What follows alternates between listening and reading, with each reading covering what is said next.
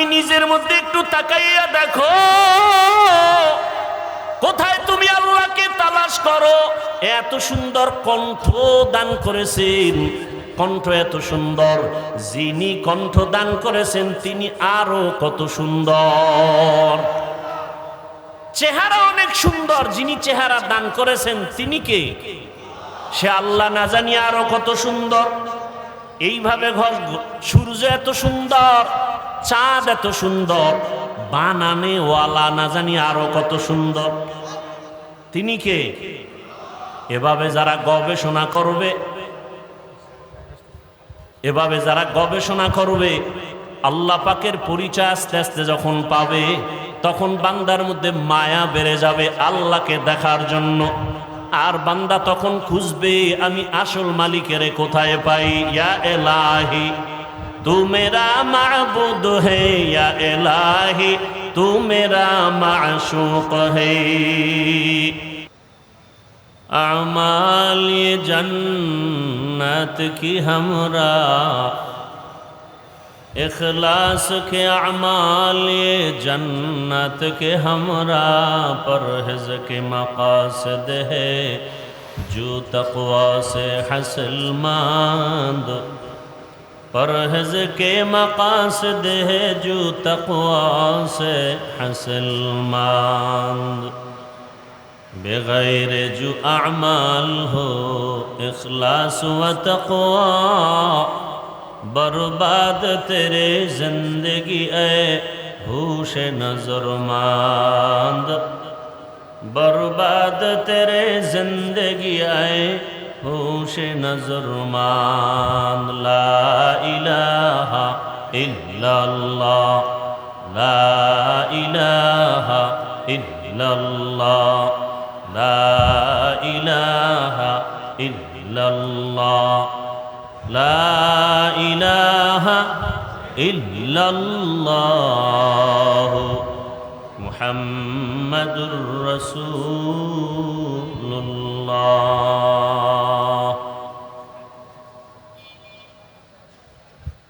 জাতীয় ওলামা মাশায়েখ আইম্মা পরিষদ কর্তৃক আয়োজিত আজকের এই জুলাই অভ্যুত্থান শহীদদের মাগফিরাত কামনায় এবং আহতদের সুস্থতা কামনায় আজকের এই ওয়াজ ও দোয়ার মাহফিল, উপস্থিত মুহতারাম সম্মানিত সভাপতি হযরতুল আল্লাম মাওলানা নুরুল হুদা ফয়েজী দামাত বারাকাতুহুম, প্রধান অতিথি মাননীয় ধর্ম বিষয়ক উপদেষ্টা ডক্টর আফাম খালিদ হোসাইন দামাত বারাকাতুহুম, অন্যান্য হযরত উলামায়ে কেরাম, আজকের এই মাহফিলে সকলের প্রিয় মানুষ আধ্যাত্মিক রাহবার হযরত পীর সাহেব হুজুর চরমনাই এবং নায়েবে আমিরুল মুজাহিদিন, আগত বিভিন্ন জায়গা থেকে আল্লাহ পাকের আশিকিন, জাকিরিন, শাকিরিন, মুহিব্বিন, মুরব্বিয়ান এজাম, কলিজার টুকরা যুবক বন্ধুগণ, স্নেহের ছোট ভাই, মাইকের আওয়াজ শ্রবণরতা মা বোনেরা, দেশের শীর্ষস্থানীয় হযরত উলামায়ে কেরাম দিক নির্দেশনামূলক কোরআন সুন্নাহ ভিত্তিক আলোচনা রেখেছেন। ইনশাআল্লাহ অল্প সময়ের মধ্যে রুহানি আলোচনা নিয়ে আসবেন হযরত পীর সাহেব হুজুর, নায়েবে আমিরুল মুজাহিদিন সহ। এরপরে দোয়া হয়ে যাবে। আমি দোয়ার জন্য বসছি, দোয়া করি আল্লাহ পাক রব্বুল আলামিন আজকের আয়োজনকে হেদায়াতের জন্য কবুল করেন। জুলাই অভ্যুত্থানে যারা দুনিয়া থেকে চলে গেছেন, আল্লাহ তাদেরকে শাহাদাতের মর্যাদা দান করেন। সাথে সাথে ঢাকার কয়েকদিন আগে বিমান দুর্ঘটনায় যারা দুনিয়া থেকে চলে গেলেন, আল্লাহ তাদেরকেও শাহাদাতের উচ্চ মর্যাদা দান করেন। যারা বেঁচে আছেন অসুস্থ অবস্থায়, আল্লাহ তাদেরকে সুস্থতার নেয়ামত দান করেন। যারা পরিবার, আপনজন, সন্তান হারিয়ে ব্যথিত, আল্লাহ তাদেরকে ধৈর্য ধারণকারীদের অন্তর্ভুক্ত করে দিন। এবং যাদেরকে হারিয়েছেন এদের বিনিময়ে আল্লাহ উত্তম নেয়ামত দান করেন। যারা এত সুন্দর আয়োজনের পেছনে মেহনত করেছেন, উলামায়ে কেরাম, বিশেষ করে বাংলাদেশের বর্তমান যুগে তরুণ প্রজন্মের সকলের হৃদয়ের স্পন্দন, বাতিলের আতঙ্ক, হজরতুল আল্লাহ মুফতি রেজাউল করিম আবরার দামাত বারাকাতুহুম, মুফতি শামসুদ্দোহা আশরাফি দামাত বারাকাতুহুম সহ যারা এই মেহনত করেছেন, বিভিন্ন উলামায়ে কেরামকে এক জায়গায় করেছেন, এটা তাদের দ্বারাই সম্ভব যাদের অন্তর প্রশস্ত। আল্লাহ পাক আমাদের সকলের প্রশস্ত অন্তর দান করুন। জাতীয় উলামা মাশায়েখ আইম্মা পরিষদ একটি ঐক্যের প্ল্যাটফর্ম। আল্লাহ পাক এই প্ল্যাটফর্মকে ঐক্যের জন্যই কবুল করেন। সংক্ষিপ্ত দু চারটি কথা বলার নিয়তে কোরআনে হাকিমের এক টুকরো আয়াতে কারিমা সূরা কাহফের শেষের দিকে তেলাওয়াত করেছি, নবীজির হাদিস থেকে এক টুকরো হাদিস পড়েছি। আল্লাহ পাক বলেন, ফামান কানা ইয়ারজু লিকা রাব্বিহি ফালইআমাল আমালান সালিহা। যারা অন্তর থেকে ইচ্ছা করে, ইরাদা করে রবের সাথে মোলাকাত করবে, আল্লাহ বলেন তাদের জন্য করণীয় নেক আমল। ওয়ালা ইউশরিক বিইবাদাতি রাব্বিহি আহাদা। তাদের জন্য বর্জনীয়, তার রবের সাথে ইবাদত করতে গিয়ে অন্যকে অংশীদার বানাবে না, শিরিক করবে না। নবীজি বলেন, আখলিস দীনাকা ইয়াকফিকাল আমালুল কলিল। দুনিয়ার উম্মত, তোমাদের ঈমান আকীদা পরিশুদ্ধ করো, অল্প আমল নাজাতের জন্য যথেষ্ট হয়ে যাবে। আয়াত এবং হাদিসের মূল আলোচ্য বিষয় আমল সম্পর্কে কিছু কথা। আমল, আল্লাহর সাথে যারা মোলাকাত করতে চায় তাদের জন্য, যারা রবের সাথে মোলাকাত করতে চায় না তাদের জন্য এ আয়াতের বয়ান না। যারা রবের সাথে মোলাকাত করতে চায়, রবকে দেখতে চায়, তাদের জন্য দুনিয়াতে করণীয় দুইটা জিনিস। কর্মসূচি প্রথম হলো আমল করবে, তবে সতর্ক, শিরিক করবে না। তবে আমল অনেক বেশি করবে না, অল্প আমলই আল্লাহ খুশি হবেন যদি আমলের মধ্যে ইখলাস থাকে। আজ আমাদের দেশে চতুর্মুখী ষড়যন্ত্র, বিশেষ করে দ্বীন ও ইসলাম নিয়ে এত পরিমাণ সাধারণ মুসলমান চূড়ান্ত বিপাকে পড়ে আছে। এমন একটা কাজ নাই, আমল নাই যেখানে কিছু আল্লাহর বান্দারা সন্দেহ সৃষ্টি করে নেই। কেউ নামাজে দাঁড়াবে, সেখানে সন্দেহ, হাত কোথায় বাঁধবে, নাভির নিচে না বুকের উপরে। জানাজায় দাঁড়াবে, সন্দেহ, আলহামদু সূরা পড়বে কি পড়বে না। নামাজে আলহামদুর পরে আমিন জোরে বলবে না আস্তে বলবে, সন্দেহ। প্রত্যেকটা ঝামেলা যুক্ত। এর মধ্যে আবার সাধারণ মানুষ তো আমল করতেই চায় না। আবার কেউ বলে বেশি আমলের প্রয়োজন নেই, আমল লাগে না। আমাদের গ্রাম্য প্রবাদ আছে, এমনিই তো নাচনেওয়ালা বুড়ি, আরো যদি পায় ঢোলের বাজে। মানুষ আমল থেকে অনেক দূরে, তার মধ্যে আবার আমলের বিরুদ্ধে আলোচনা। অথচ আল্লাহ পাক রব্বুল আলামিন কোরআনের আয়াতে অন্যত্র বলেন, আমি মানুষ পাঠাবার একমাত্র কারণই হলো আমল করবে। আল্লাযী খালাকাল মাউতা ওয়াল হায়াতা লিয়াবলুয়াকুম আইয়ুকুম আহসানু আমালা ওয়া হুয়াল আজিজুল গফুর। আল্লাহ হায়াত মউত দিয়া যে জীব মানুষকে পাঠাইলেন, আল্লাহ পরীক্ষা করে যাচাই করে দেখবেন কারা আমল করে, উত্তম আমল। আকসারু আমালা বলেননি, বলছেন আহসানু আমালা।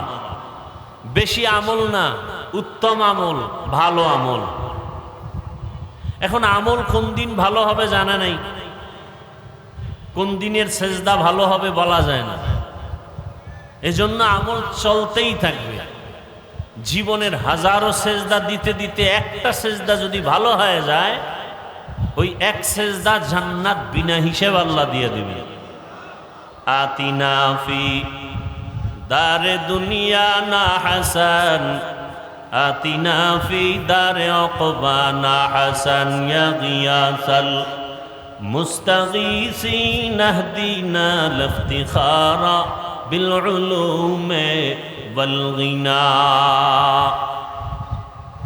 আল্লাহ বলেন আমি আমলের জন্যই মানুষ পাঠাইলাম, আর বান্দা বলে আমলের প্রয়োজন নেই। অথচ মানুষের জীবনের আল্লাহ পাওয়ার প্রথম সিঁড়ির নাম ঈমান। আর ঈমানের কথা আল্লাহ যেখানে বলেছেন সেখানে আমলের কথা বলছেন। ওয়াল আসরি ইন্নাল ইনসানা লাফি খুসর ইল্লাল্লাযীনা আমানু ওয়া আমিলুস সলিহাত। সমস্ত মানুষগুলো জাহান্নামে যাবে, কিন্তু যারা ঈমান আনার পরে আমল করবে নেক আমল, তারা জাহান্নামে যাবে না। ওয়াত-তিনি ওয়াজ-যাইতুনি ওয়া তুরি সিনিন ওয়া হাযাল বালাদিল আমিন লাকাদ খালাকনাল ইনসানা ফি আহসানি তাকওয়িম থুম্মা রাদাদনাহু আসফালা সাফিলিন।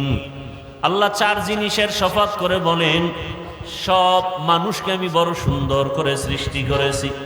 সৌন্দর্য যারা ধরে রাখবে না এরা জাহান্নামে চলে যাবে, কিন্তু না, ঈমান আনবে আমল করবে তারা জাহান্নামে যাবে না। ইন্নাল্লাযীনা আমানু ওয়া আমিলুস সলিহাতি কানাত লাহুম জান্নাতুল ফিরদাউসি নুজুলা। আল্লাহ বলেন জান্নাতের মধ্যে সর্বোত্তম জান্নাত জান্নাতুল ফিরদাউস। আমি আল্লাহ তাদেরকে জান্নাতুল ফিরদাউস দান করব যারা ঈমান আনার পরে নেক আমল করবে। তাহলে আমলের প্রয়োজন আছে না নাই?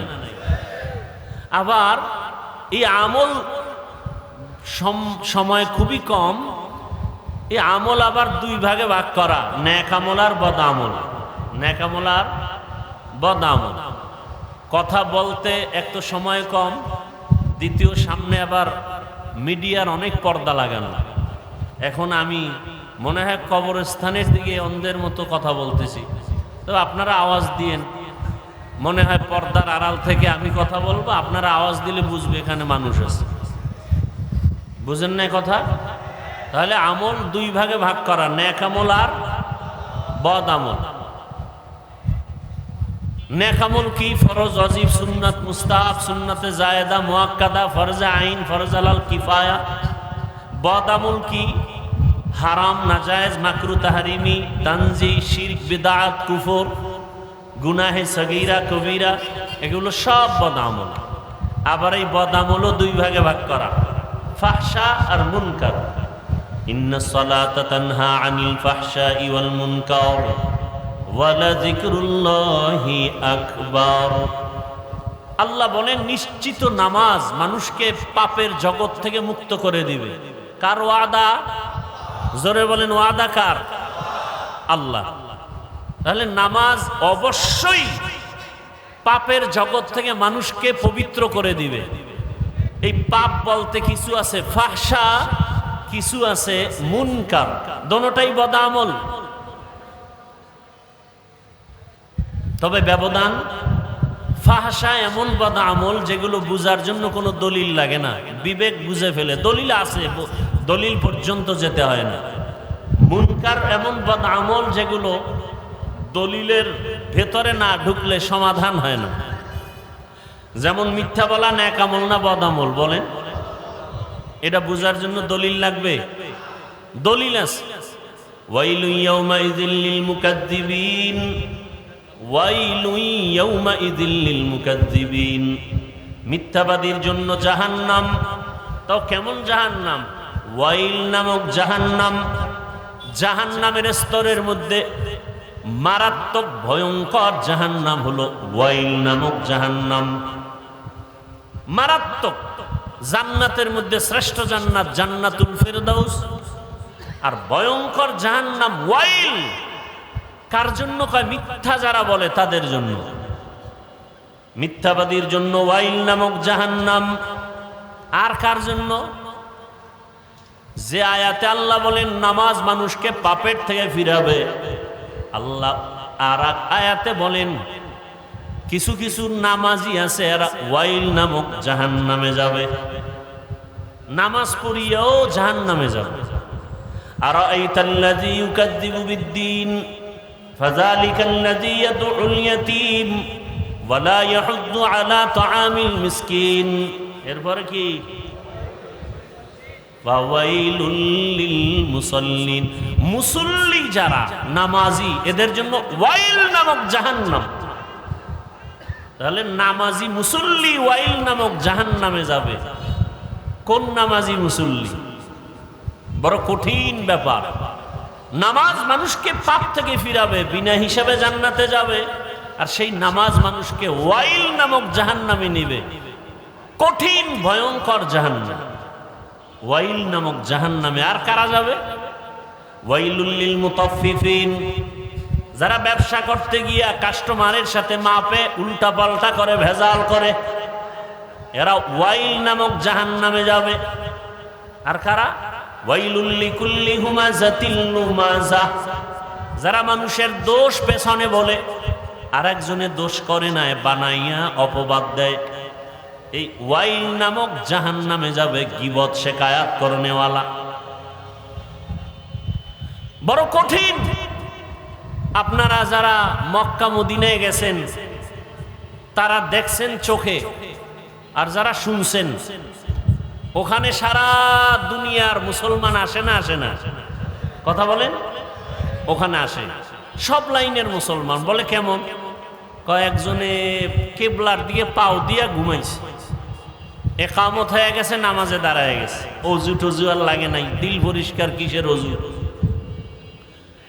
নামাজে দাঁড়াইছে। আর একজনে ইমাম সাহেবের কেরাত চলতেছে, নামাজে বসে পকেট থেকে মোবাইল বের করে কথা বলতেছে। বলে পকেটে মোবাইল রেখে আবার নামাজ ঠিক আছে, এখনো নামাজ যায় নাই। আর একজন বুকে হাত বাঁধে, কেউ নাবির নিচে, কেউ সাইরে দিয়া দাঁড়ায় থাকে নামাজে দাঁড়ানো অবস্থা। আর একজন দেখলাম সেজদায় যাওয়ার সময় পকেট থেকে একটা কাঠের টুকরা বের করে কপালের নিচে দিছে।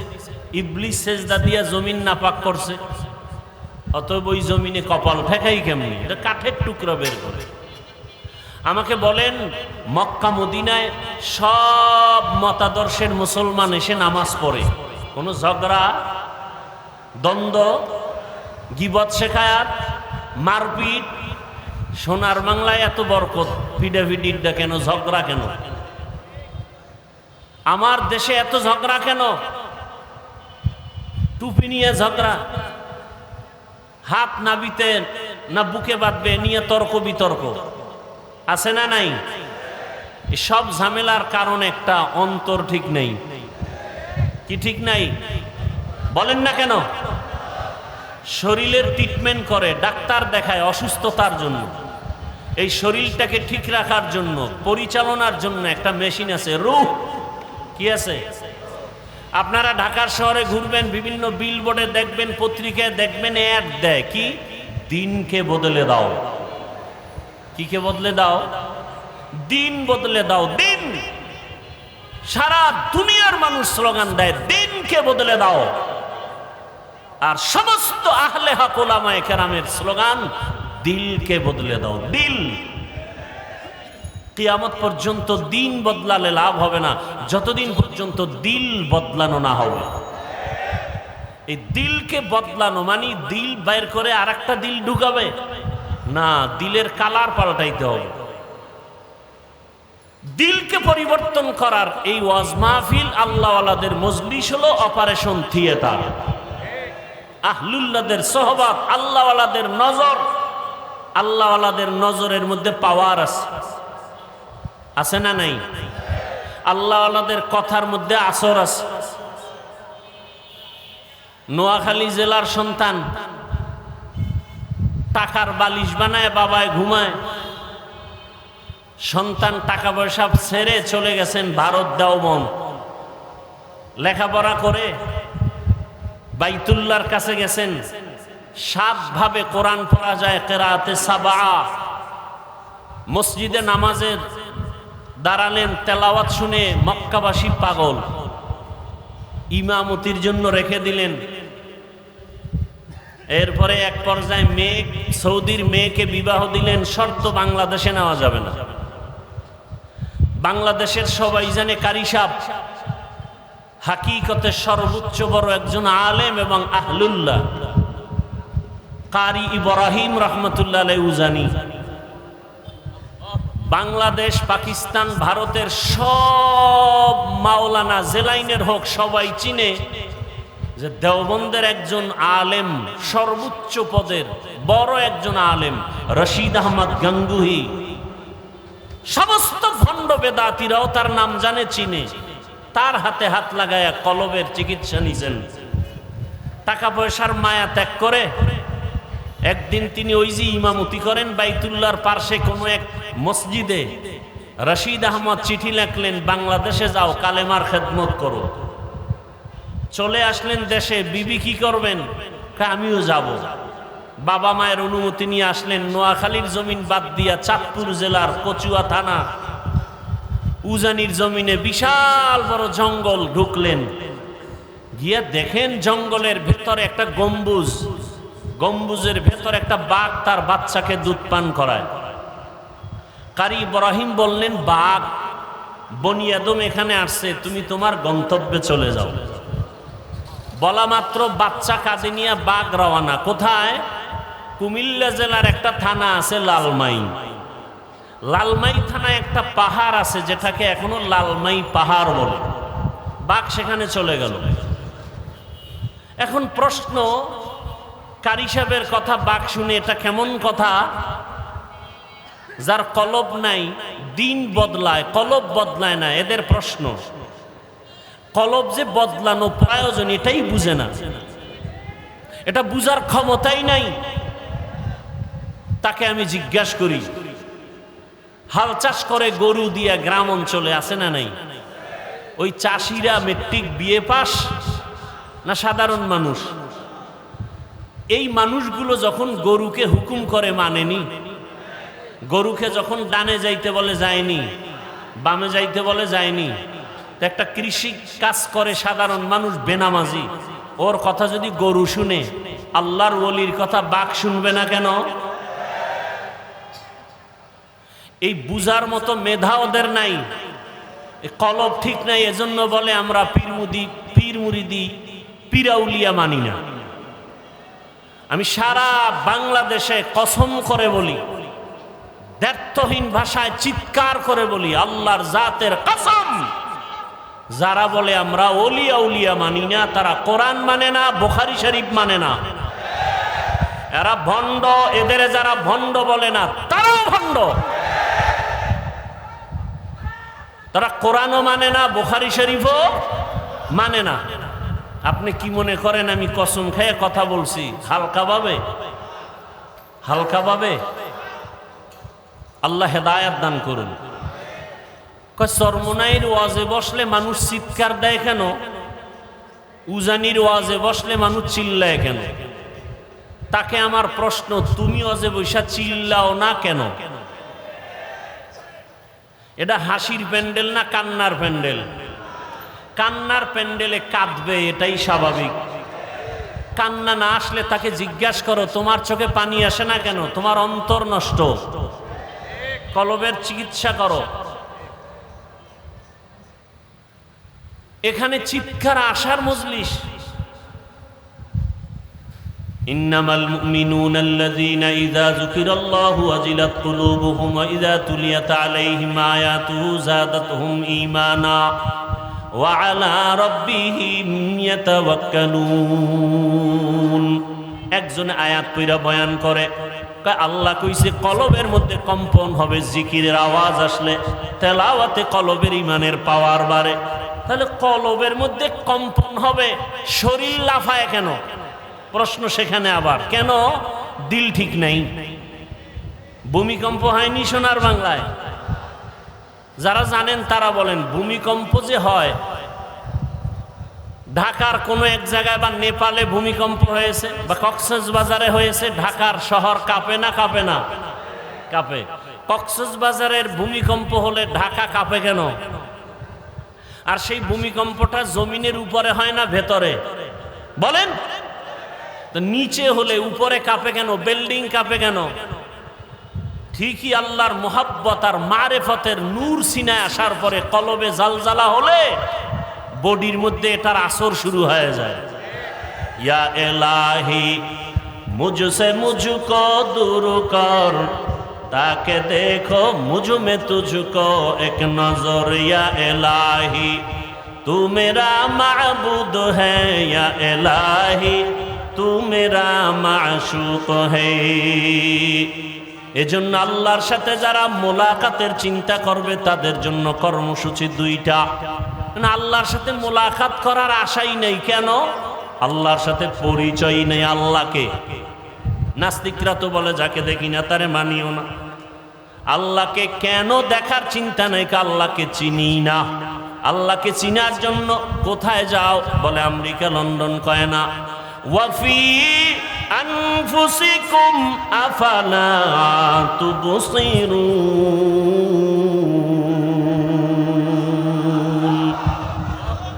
বান্দা তুমি নিজের মধ্যে একটু তাকাইয়া দেখো, কোথায় তুমি আল্লাহকে তালাশ করো। এত সুন্দর কণ্ঠ দান করেছেন, কণ্ঠ এত সুন্দর, যিনি কণ্ঠ দান করেছেন তিনি আরো কত সুন্দর। চেহারা অনেক সুন্দর, যিনি চেহারা দান করেছেন তিনি কে? সে আল্লাহ, না জানি আরো কত সুন্দর। এইভাবে সূর্য এত সুন্দর, চাঁদ এত সুন্দর, বানানে ওয়ালা না জানি আরো কত সুন্দর। তিনি কে? এভাবে যারা গবেষণা করবে, এভাবে যারা গবেষণা করবে, আল্লাহ পাকের পরিচয় আস্তে আস্তে যখন পাবে, তখন বান্দার মধ্যে মায়া বেড়ে যাবে আল্লাহকে দেখার জন্য।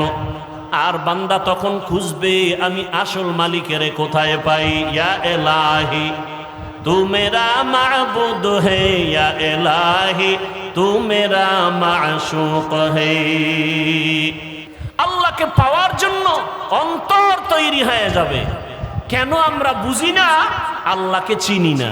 চিনার জন্য আল্লাহ ওয়ালাদের কাছে যেতে হবে।